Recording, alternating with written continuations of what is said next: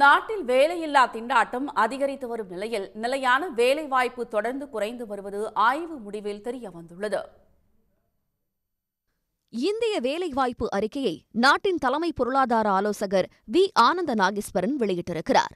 அதில் இந்தியாவில் வேலைவாய்ப்பு இல்லாமல் திண்டாடுவோரில் 83% பேர் இளைஞர்கள் என தெரிவிக்கப்பட்டுள்ளது. மேலும் வேலையில்லா திண்டாட்டத்தால் பாதிக்கப்பட்டவர்களில் படித்த இளைஞர்களின் எண்ணிக்கை 2000ஆம் ஆண்டில் 35.2% இருந்த நிலையில் இது 2022ஆம் ஆண்டு 65.87% உயர்ந்திருப்பதும் குறிப்பிடப்பட்டுள்ளது.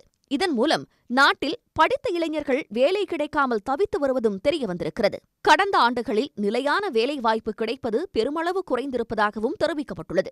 குறிப்பாக விவசாயம் அல்லா துறைகளில் 2018ஆம் ஆண்டுக்கு முன்பு அதிக வேலைவாய்ப்பு இருந்த நிலையில் அதன் பிறகு தொடர்ந்து சரிவை கண்டுள்ளது. 2000ஆம் ஆண்டு முதல் தொடர்ந்து வேலைவாய்ப்பு கிடைப்பது படிப்படியாக உயர்ந்து வந்த நிலையில் 2018ஆம் ஆண்டுக்கு பிறகு இதன் அளவும் குறைந்துள்ளது. பலர் நிலைத்தன்மையற்ற பணிகளிலேயே இருப்பதாகவும் இந்த ஆய்வு முடிவில் தெரிவிக்கப்பட்டுள்ளது. மேலும் இளைஞர்கள் மத்தியில் திறன் குறைவு காரணமாகவும் அவர்களுக்கான வேலைவாய்ப்பு குறைந்துள்ளது.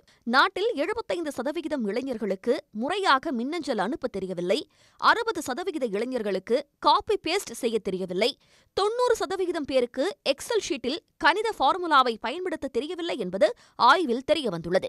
இவர்களில் உயர்கல்வி பயின்றவர்களும் உள்ள நிலையில் அவர்கள் குறைந்த ஊதியத்தில் வேலைக்கு செல்ல தயாராக இல்லை என தெரிவிக்கப்பட்டுள்ளது. ஆண்களை விட உயர்கல்வி படித்த இளம்பெண்கள் பலர் வேலையில்லா திண்டாட்டத்தால் பாதிக்கப்பட்டிருக்கிறார்கள். இதேபோல பட்டியலின மக்களில் பலர் படித்திருந்தும் அவர்களுக்கு குறைந்த ஊதியத்திலேயே வேலை கிடைப்பதும் ஆய்வு முடிவில் தெரியவந்துள்ளது.